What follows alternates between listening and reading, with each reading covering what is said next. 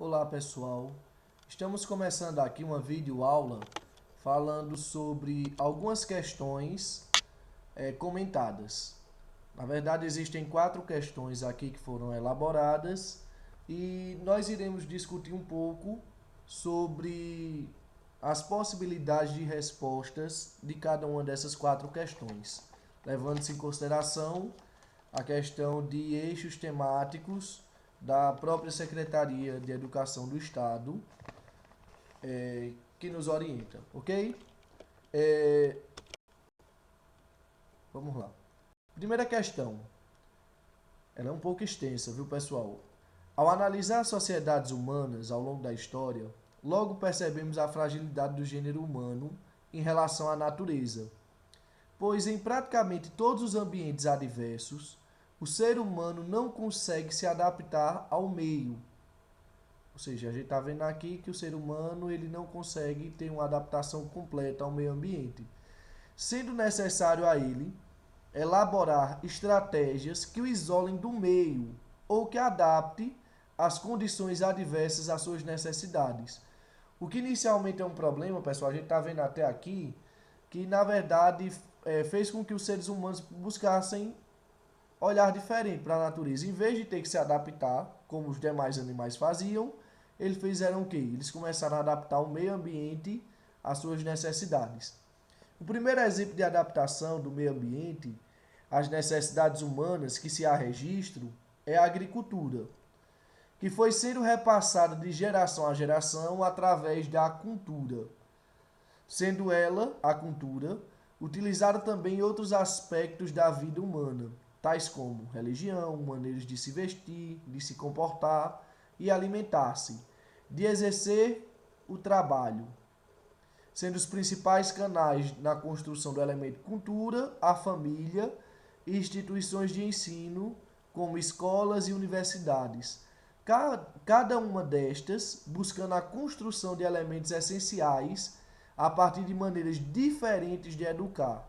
A primeira, a partir do convívio cotidiano e atividades muitas vezes não coordenadas ou sem intenção predefinida, e a segunda, esquematizando níveis e etapas de ensino com processos avaliativos pré-determinados e com intencionalidades pré-definidas. Então a gente vê aqui, pessoal, que inicialmente houve uma necessidade. Qual é a necessidade? Adaptação do meio ambiente às necessidades humanas. Quando foi que houve essa primeira adaptação? Com o surgimento da agricultura. Porém, para que as gerações futuras não morressem, foi necessário que quem descobriu a agricultura começasse a ensinar a outras pessoas também o hábito de cultivar. E esse hábito, pessoal, de transferir conhecimentos a partir da cultura, ela também foi se assimilando em outras características. Eu citei aqui religião. Por exemplo, as pessoas não sentem necessidade, uma criança não sente necessidade de adorar uma divindade. Mas por conta da cultura religiosa dos pais, ela é ensinada a adorar determinada divindade, a se vestir de uma determinada maneira, de se comportar de acordo com determinadas posturas, dependendo do ambiente. A alimentação também vai ser definida pelo meio. Ou seja, a cultura, pessoal, é a característica humana que temos praticamente de repassar um conhecimento passado para outra geração. E assim, pessoal, os aspectos culturais, eles têm como objetivo fazer o quê? Garantir a continuidade da vida humana. Essa transferência de cultura, ela pode ser intencional ou não. No caso, por exemplo, da família, que é um dos principais meios, é, muitas vezes não há uma coordenação, tipo, eu vou ensinar isso a meu filho, ele vai ter que seguir tal esquema de aprendizagem. Não. Na verdade, a educação, ou seja, essa transferência de cultura, ela acontece muitas vezes de forma não coordenada e sem uma intenção pré-definida.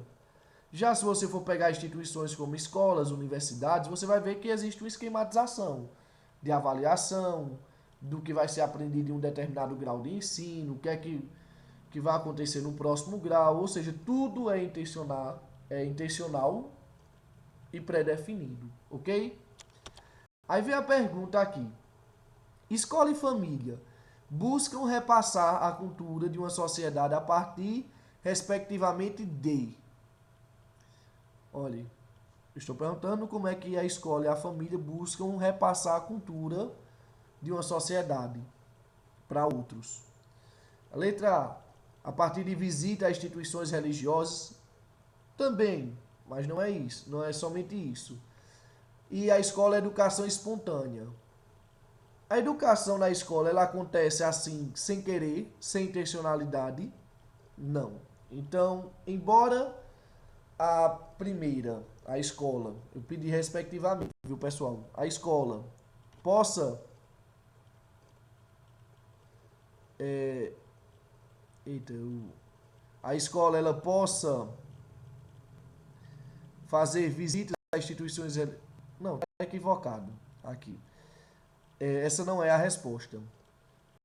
Primeiro, visita a instituições religiosas não é função da escola, ela é laica. Isso é função da família. E a educação espontânea estaria correto aqui. Letra B. Educação intencional. A educação da escola é intencional? Com certeza. E a educação da família pode ocorrer de forma espontânea? Também. Então, a Forte diz que seja a letra B. Mas vamos continuar. Agricultura. A escola ensina a agricultura? Não necessariamente. Ela pode até ensinar a importância de você aprender a cultivar, mas não quer dizer que ela vai levar você para o campo para fazer isso, para você ser um agricultor. E a família? É intencional muitas vezes? Também não. Educação, letra D. Educação espontânea por parte da escola e educação intencional por parte da família. Não, é justamente o contrário. E letra E, maneiras de vestir e convívio cotidiano. Também não. Então, a resposta correta, letra B. Vamos para a segunda questão. Vivemos em uma geração onde é comum ouvirmos pais falarem: a educação que eu não tive vou dar aos meus filhos. Uma máxima que em uma análise preliminar se apresenta como algo bom e louvável. Mas não é bem assim. Pois para que muitos desses pais assegurem essa máxima, qual é a máxima, pessoal? A máxima de educar os filhos de uma maneira que eles não tiveram, muitas vezes, direito. É necessário horas exaustivas de trabalho. Às vezes é tanto trabalho que muitos deles chegam em casa tão cansados que o único desejo é descansar. A tensão aumenta quando eles pensam em substituir sua presença com bens materiais, pois estes bens materiais, além de muitas vezes não serem merecidos pelos filhos, pois afinal não lutaram por eles, ainda estão reduzindo o diálogo entre pais e filhos. Veja só, o que é que a gente está querendo dizer com essa questão?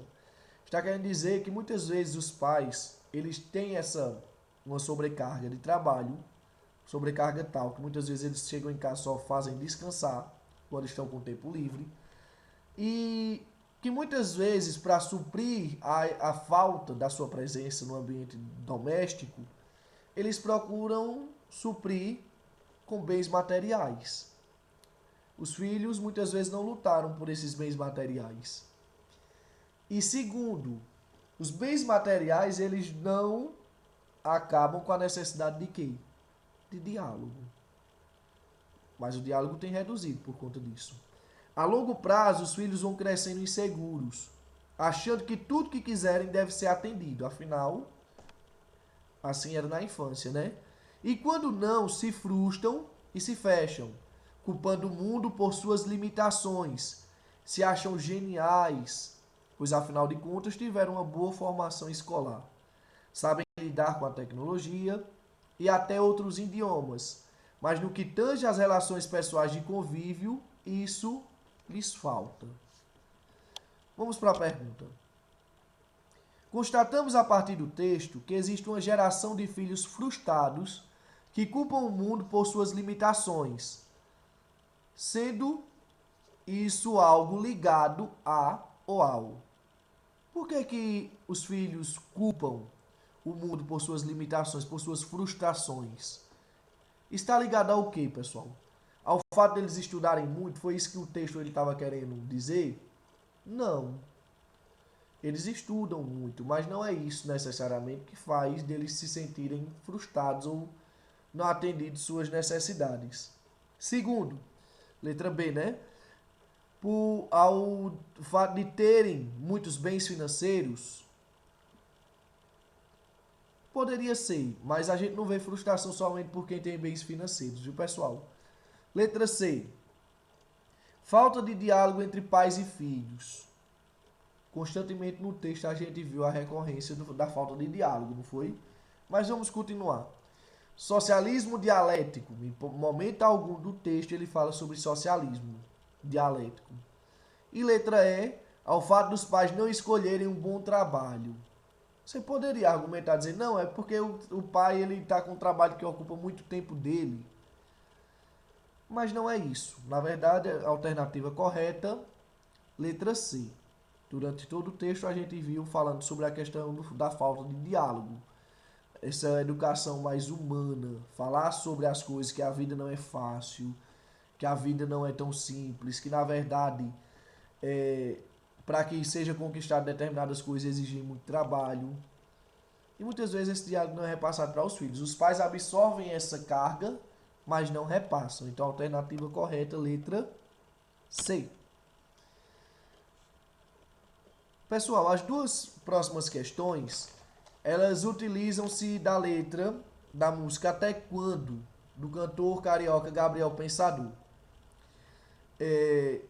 Esse primeiro trecho aqui, esse trecho aqui que está aqui em questão, ele diz o seguinte: muda que quando a gente muda, o mundo muda com a gente. A gente muda o mundo na mudança da mente.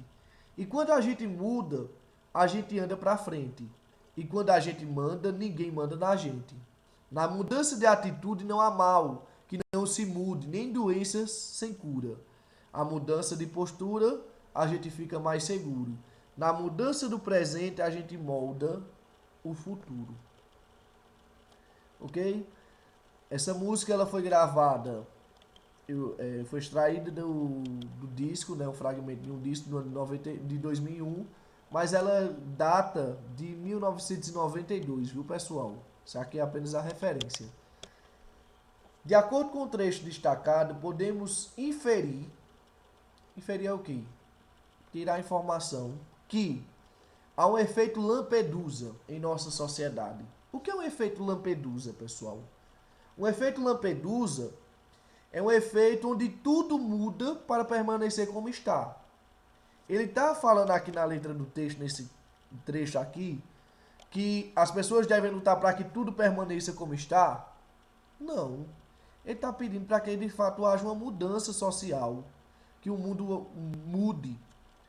E que mude para melhor, para um mundo que de fato as pessoas tenham mais igualdade, tenham acesso à saúde, à segurança, entre outras coisas.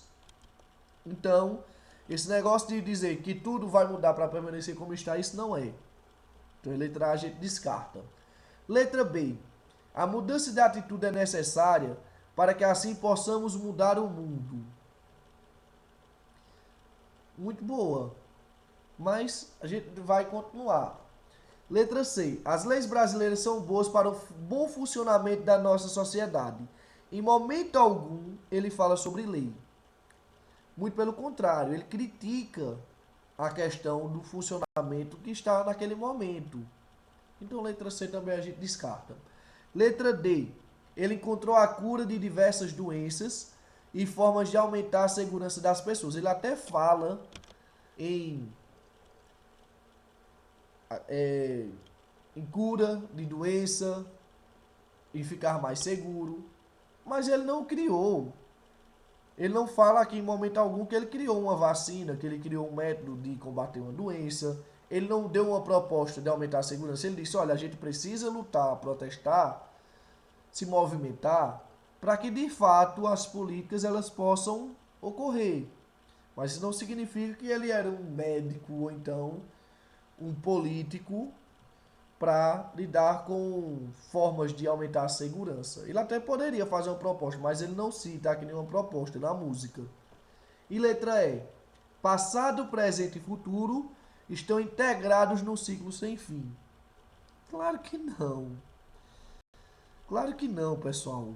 Os ciclos eles estão aí para serem quebrados. Esse negócio de história em forma de círculo, onde as coisas muda-se o fato, mas a história ela está num ciclo recorrente de continuidades, isso não tem base, ok? Então a resposta correta mesmo é a letra B, ok?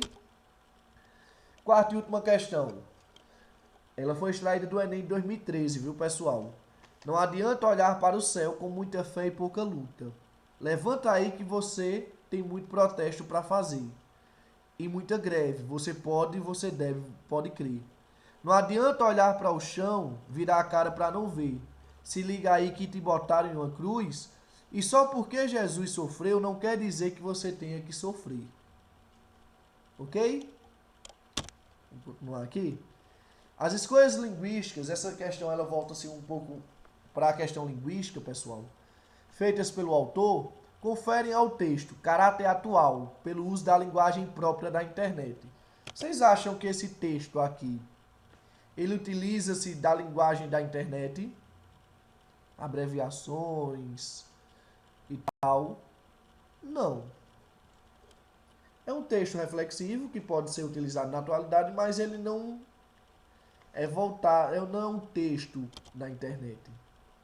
Ele tem cunho apelativo pela predominância de imagens metafóricas. Ele utiliza imagens metafóricas, como a questão da cruz e tal, mas ela não é totalmente apelativa. Existe uma metáfora aqui, outra ali, mas não é um contexto geral do trecho. Tem um dom de diálogo pela recorrência de gírias. Ele também usa de gírias. Mas ele é totalmente voltado para gírias? Também não. Espontaneidade pelo uso da linguagem colonial. Ele é espontâneo na forma de falar? E a sua linguagem é de fácil acesso? Sim. Essa aqui é a que mais se encaixa. E letra E, originalidade pela concisão de linguagem. Não. Ele é original, mas a linguagem ele procura ser totalmente concisa? Também não. Então a resposta correta é a letra D. Ok? Eu espero que tenha contribuído, pessoal, para a aprendizagem de vocês.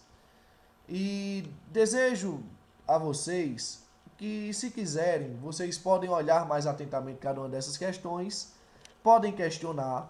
Inclusive, eu estou acessível a vocês lá no Classroom, no WhatsApp, no Instagram. Existem várias plataformas digitais que vocês podem entrar em contato comigo e fazerem seus posicionamentos quanto a essas questões, ok? Desde já agradeço a atenção de todos vocês.